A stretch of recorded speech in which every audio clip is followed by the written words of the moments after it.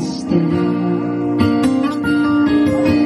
自分の言葉に嘘はつくまい人を裏切るまい生きてゆきたい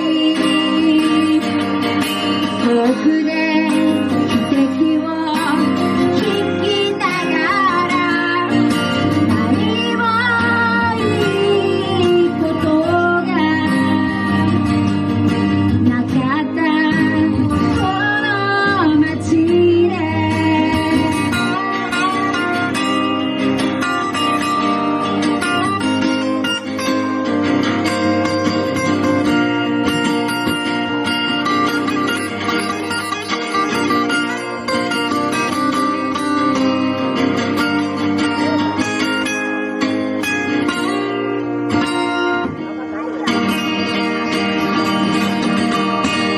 1976年の曲ですね。アリスの遠くで汽笛を聞きながら聴いていただきました。